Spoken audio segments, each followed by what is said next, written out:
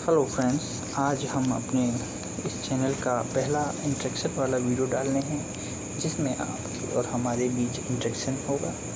इस प्रकार जो वॉइस की समस्या थी उससे हम दूर हट जाएंगे। तो आप सभी का स्वागत है बीएससी क्लासेस बाय टीवी पर।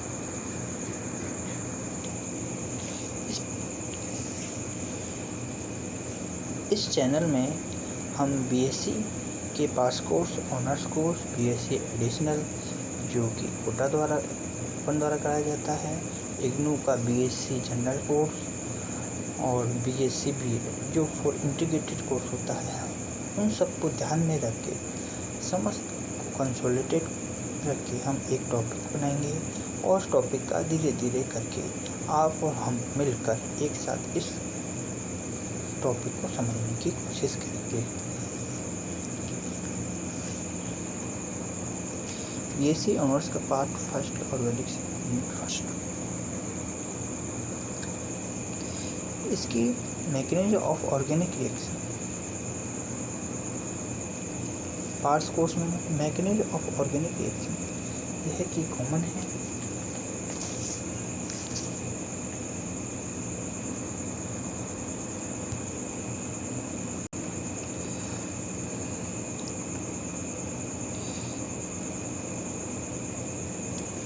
मैकेनिज्म ऑफ ऑर्गेनिक रिएक्शन को समझने से पहले हमें ऑर्गेनिक रिएक्शन या केमिकल रिएक्शन जिसमें ऑर्गेनिक सब्सटेंस भाग लेते हैं, पार्टिसिपेट करते हैं, ऑर्गेनिक रिएक्शन कहलाती है।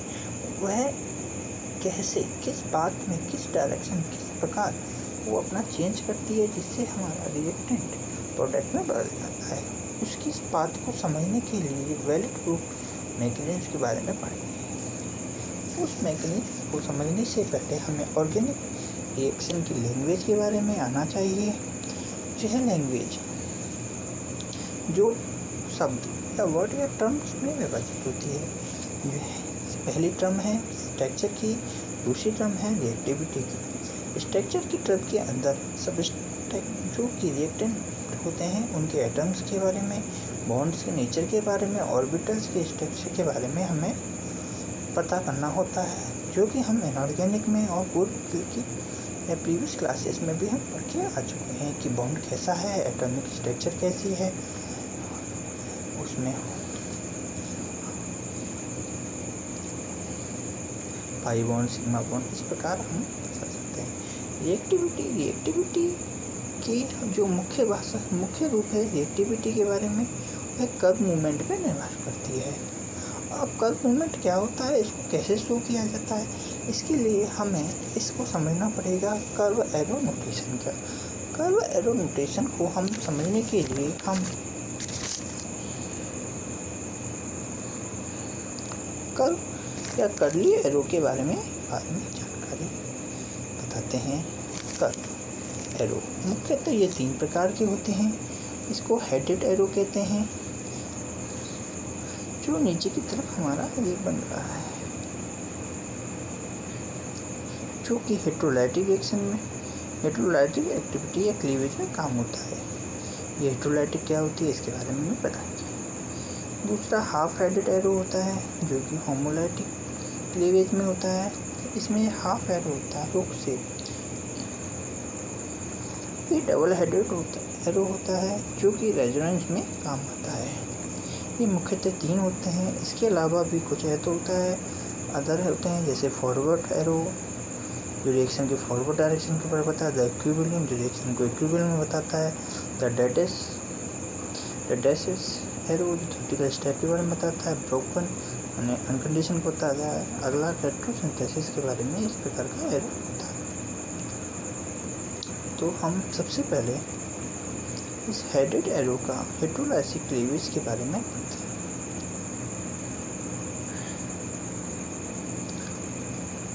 जो कंसीडर करते हैं कि एक ए और बी एक प्रकार के रिएक्टेंट हैं, जो उसमें एक इस प्रकार का क्लीवेज हो जिसमें जो शेयर पार्ट इलेक्ट्रॉन होते हैं वो दोनों जो पार्टनरशिप से बने होते हैं इलेक्ट्रॉन, जो साझे के होते हैं या पार्टिसिपेट करके जो बॉन्ड बनाते हैं, मेनली कोवेलेंट कह सकते हैं अपन। तो उसमें जो दोनों इलेक्ट्रॉन हैं पेयर्स के या पार्टनर्स के या कॉमन, वो किसी एक जगह चले गए, या ए पे चले गए या बी पे चले गए। यहाँ पे हमने बी पे भेजा है, तो इस प्रकार बॉन्ड ब्रेक हो जाता है। क्योंकि इस पे एडिशनल इलेक्ट्रॉन आते हैं तब इसमें नेगेटिव चार्ज आ जाता है, उसमें इसका काउंटर पॉजिटिव चार्ज ए पे आ जाता है। इस प्रकार हम समझ सकते हैं कि हेटेरोलाइटिक क्लीवेज क्या होता है।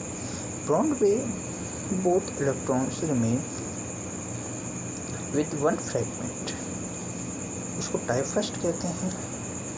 दूसरा होमोलाइटिक, इसमें क्या होता है, जो कॉमन इलेक्ट्रॉन होते हैं, जो कॉमन शेयर इलेक्ट्रॉन होते हैं, वो इक्वल डिस्ट्रीब्यूट में जाते हैं। इस प्रकार बॉन्ड ब्रेक होता है, each fragment get one electron. Third, the concentrate cyclic shift of electron arrow, जो कंसंट्रेट होता है, इस प्रकार इलेक्ट्रॉन मूवमेंट रिंग क्लोज होती है। इस प्रकार इलेक्ट्रॉन का मूवमेंट हम एरो से समझा सकते हैं। तो अब इस तो कर्व एरो नोटेशन क्या है?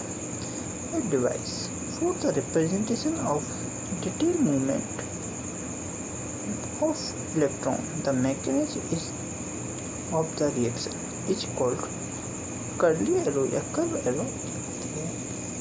इसकी कर्व एरो की एक और रिएक्शन होती है, डेफिनेशन होती है, जिसे हम ऐसे लिख सकते हैं, curve arrow can be use to express the interaction between structure of reaction and product of their reactivity।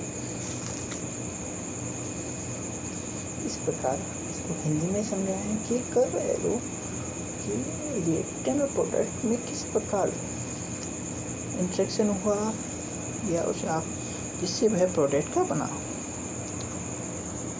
Curve movement की सहायता से हम रिएक्शन के बारे में हमें पता चलता है। जैसे हेटेरोलाइटिक बॉन्ड क्लीवेज, जहाँ पे कॉमन इलेक्ट्रॉन किसी एक एटम से एक फ्रेगमेंट में जाते हैं, उस रिएक्शन को टाइप फर्स्ट रिएक्शन कहते हैं या आयनिक रिएक्शन होती है। दूसरा, होमोलाइटिक क्लीवेज में जहाँ कॉमन इलेक्ट्रॉन बराबर इक्वली डिस्ट्रीब्यूट से फ्रेगमेंट को जाते हैं, इस प्रकार जो नई स्पीसीज होती है उसमें इक्वल एक और इलेक्ट्रॉन जाता है। इस प्रकार यह type second free radical mechanism होती है, जो हम आगे बाद में फ्री रेडिकल मैकेनिज्म के बारे में देखेंगे। और थर्ड प्रकार में ये कंसंट्रेशन मैकेनिज्म होती है, जिसमें मूवमेंट इस डायरेक्शन में होता है, जो हम हायर क्लासेस के में इसका अध्ययन करेंगे तो इसको पेरिसाइकिल रिएक्शन कहते हैं। इस प्रकार आज हम ये समझ चुके हैं कि कर्व एरो क्या होता है, कर्व एरो नोटेशन क्या होता है, जो इलेक्ट्रॉन मूवमेंट बाय एरो होता है, हाफ हेडेड एरो क्या होता है, डबल हेडेड एरो क्या होता है, होमोलाइटिक क्लीवेज क्या होती है, हेटेरोलाइटिक बॉन्ड ब्रेकिंग क्या होती है, और इसी प्रकार यहाँ पे आगे फ्री रेडिकल आयनिक रिएक्शन क्या होती है। फ्री रेडिकल वो होती है जो होमोलाइटिक क्लीवेज में कॉमन एक इलेक्ट्रॉन जाए, या ओडे के जो कॉमन इलेक्ट्रॉन होते हैं, जो पार्टनरशिप के इलेक्ट्रॉन होते हैं, वो दोनों फ्रेगमेंट के ऊपर एक इसका जाए, इसको एक का जाए, इसे हाफ हेडेड एरो द्वारा दिखाया जाता है। आयनिक रिएक्शन होती है, इसमें हेटेरोलाइटिक क्लीवेज होता है, इसका मतलब होमोलाइटिक हेटेरोलाइटिक क्लीवेज। और बॉन्ड ब्रेकिंग, इलेक्ट्रोफाइल न्यूक्लियोफाइल के बारे में हम अगली क्लास में आपको बताएंगे। Thank you.